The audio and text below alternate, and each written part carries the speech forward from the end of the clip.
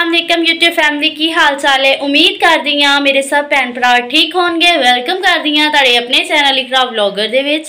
अज मैं बनाने जा रही सी वेजिटेबल टिक्कियां। मैं क्या अपने फ्रेंड्स के नाल शेयर करा कि मैं वेजिटेबल टिक्कियां किस तरीके दे नाल बना दी हाँ। अज साढ़े घर आ रहे सी गेस्ट ते गेस्ट वास्ते बन रहा सी खाना। खाने दे विच स्पैशल एक जी मैं रेसिपी बनानी सी वेजिटेबल टिक्कियां। तो इस गलों दूसरा खाना मैं बनाया तुहाडे नाल शेयर नहीं किया, आई एम सॉरी। लेकिन मैं ये जी वेजिटेबल टिक्कियां वा इहदी रेसिपी मैं कैसी मैं ज़रूर अपने फ्रेंड्स के नाल शेयर करांगी। आज थोड़ी तबीयत भी ना साजा, जुकाम है, गला खराब है, इस वजह तो बोलने च भी थोड़ी जी दिक्कत हो रही है। तो मैनू उम्मीद है कि मेरे भैन भरावां नू मेरी ये भी वीडियो पहली वीडियो तरह बहुत अच्छी लगेगी तो वह मैनू बहुत सपोर्ट करेंगे। मेरी वीडियो लाइक सब्सक्राइब शेयर भी जरूर करेंगे। चलो चलते हैं असीं अपने उस काम की तरफ जिस वास्ते मैं ये वीडियो बना रही हाँ। ए देखो जी मैं उहदे वास्ते चीज़ां जड़ियां लईआं वा, गाजर कद्दूकश कर लई आ, गोश्त लिया वा तकरीबन 1 पाओ, ये तो ज़्यादा नहीं लिया। जड़ियां चीज़ां तुसीं वेख रहे हो उहदे विच यही इन्ना ही गोश्त पैना क्योंकि ये वेजिटेबल टिक्कियां वा, तो इस वजह तो उहदे विच मैं गोश्त ज़रा कम पावांगी। नाल लेने मैं मटर कड्डे हुए, नाल ਲਈ मैं बंद गोभी, नाल आलू या ओनू भी मैं कद्दूकश कर लिया वा। हुण सब तो पहले मैं मटर ते गोश्त नू बॉयल करांगी और मेरे नाल रही मैं तुहानूं दिखानी कि मैं किस तरीके नाल बॉयल करदी हाँ। ए देखो जी इस देचकी दे विच मैं पान लगी हाँ पानी। सब तो पहले मैं मटर ते गोश्त नू बॉयल करांगी तो दूसरी चीज़ों नू बॉयल नहीं करना, उन्होंने मैं फ्राई करना। फ्राई करके हल्का हल्का फ्राई करना तो थोड़ा जिन्ना विच घ्यो पाना।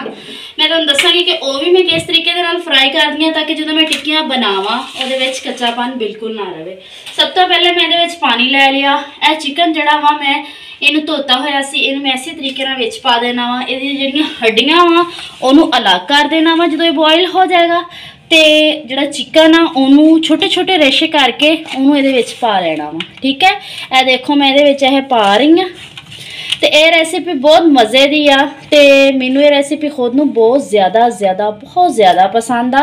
तो मैं बहुत शौक के नाल ये चीज़ां मैं भी बहुत शौक के नाल खांदी हाँ इदां दी चीज़ां। लेकिन वेजिटेबल अगर किसी नू चिकन वगैरह मना किया होया वा तो तुसीं उहनूं चिकन नू ना भी पाओगे फिर भी बहुत मज़े दी टिक्कियां बनदियां वा।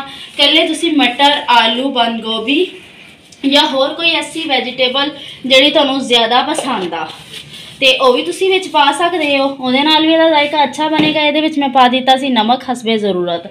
हुण यह जिन्नी देर इनू बॉयल आएगा, एक साइड ते मेरा दूध बॉयल हो रहा वा। तो यह देखो माशाअल्लाह बकरे का गोश्त मैं बना लिया वा और सालन मेरा रेडी हो गया वा। यह देखो कोशिश मेरी यही है कि जल्द से जल्द मैं यह सारा खाना रेडी कर लवां। 3 बजे गेस्टां ने आ जाना वा। सलाद भी इधर बिल्कुल रेडी हो चुकिया वा। तो हुण इंशाअल्लाह इस तो बाद मैं चटनी भी बनावांगी ते नाल हजे मैं बनाने ने चावल ते टिक्कियां बननगियां। कस्टर्ड वो भी तुहानूं मैं दिखा दिंदी हाँ। और रेसिपी सॉरी मैं तुहाडे नाल शेयर नहीं कर सकी। और रात नूं मैं बनाया सी, रात नूं मेरी तबीयत बहुत ज़्यादा खराब सी। यह कस्टर्ड आ जिहड़ा मैं नाल रेडी कीता सी। ठीक है, गेस्ट आ रहे हैं इस वजह तो बना रही हैं। तबीयत मेरी ज़्यादा ख़राब है इस वजह तो मैं ज़्यादा चीज़ां नहीं बना रही। हसबैंड तो यही सी कि यह भी बना ला वह भी बना ला। मैं उन्होंने यही गल कही है कि जो कोई मेहमान आता अल्लाह ताला की रहमत होंदी है। ठीक है, मैं खुश हाँ कि मेहमान आ रहे हैं। मैं कोई फसाद वगैरह नहीं डाले। मैं उन्होंने कहा जिथे तक मेरे को तैयारी हो सकी इंशाअल्लाह मेरी पूरी कोशिश है कि मेहमान जड़े ने साढ़े घरों खुश जाया करन ते मैं अच्छा बना के उन्होंने खिलावां। अनाबिया की तबीयत भी नहीं ठीक सी इस वजह तो मैं ज़्यादा कुछ नहीं बना सकी। लेकिन मैंने उम्मीद है कि मेरी यह रेसिपी तुहानूं बहुत ज़्यादा पसंद आने वाली है। देखो जी मैं हुण मटर ते गोश्त जिहड़ा यह भी बॉयल कर लिया वा। इन्हूं मैं रखन लगी हाँ इत्थे। ठीक है, हुण मैं अपनी रेसिपी शुरू करांगी कि किस तरीके दे नाल मैं वेजिटेबल टिक्कियां बनानी है। मैं कढ़ाई ठीक है ਉਹਦੇ ਵਿੱਚ रखे चम्मच, ਉਹਦੇ ਵਿੱਚ मैं पावांगी थोड़ा जिन्ना घी। देखो थोड़ा जिन्ना मैं विच ऑयल पा लिया, बिल्कुल थोड़ा जिन्ना पाना क्योंकि फिर अगर तुम ज़्यादा ऑयल पाओगे तो फिर टिक्कियां बनाने से तुहानूं मसला बनेगा। यह आलू मैं विच पाण लगी हाँ। इन्हां सारियां चीज़ों नूं फ्राई कर लेना ताकि इन्हां दा कच्चेपन दा जायका बिल्कुल ना आवे। ठीक है, यह देखो इन्हां नूं आलूआं नूं मैं इहदे विच फ्राई करांगी। नाल ही इहदे में पा दांगी गाजरां ते बंद गोभी। ए देखो जी ਇਹਦੇ ਵਿੱਚ ਮੈਂ ਬੰਦ ਗੋਭੀ ਵੀ ਪਾ ਦਿੱਤੀ ਹੈ ਬਿਲਕੁਲ ਥੋੜਾ ਜਿੰਨਾ ਮੈਂ ਇਹਦੇ ਵਿੱਚ ਆਇਲ ਪਾਇਆ ਸੀ। ਹੁਣ ਇਹਦੇ ਵਿੱਚ ਪਾਵਾਂਗੀ ਮੈਂ ਗਾਜਰਾਂ, ਤਾਂ ਕਿ ਉਹ ਗਾਜਰਾਂ ਜਿਹੜੀਆਂ ਉਹਦੇ ਪਾਣੀ ਦੇ ਨਾਲ ਉਹ ਚੀਜ਼ਾਂ ਗਲ ਜਾਣ। ਫਿਰ ਇਹਦੇ ਮੈਂ ਕਟਲਸ ਇਸ ਤਰੀਕੇ ਨਾਲ ਬਣਾਵਾਂਗੀ, ਤੁਸੀਂ ਮੇਰੇ ਨਾਲ ਰਹੀਓ, ਤੁਹਾਨੂੰ ਉਹ ਵੀ ਦਿਖਾਵਾਂਗੀ। ਇਹ ਦੇਖੋ ਜੀ ਮਟਰ, ਇਹਨੂੰ ਮੈਂ ਬੋਇਲ ਕੀਤਾ ਸੀ, ਇਹ ਬਿਲਕੁਲ ਸੌਫਟ ਹੋ ਗਏ ਨੇ। ਇਹ ਗੋਸ਼ਤ ਆ, ਇਹਦੇ ਮੈਂ ਰਿਸ਼ੇ ਕਰ ਲਾਂਗੀ। ਇਹ ਦੇਖੋ ਇਹ ਵੀ ਬੋਇਲ ਹੋ ਚੁੱਕਿਆ।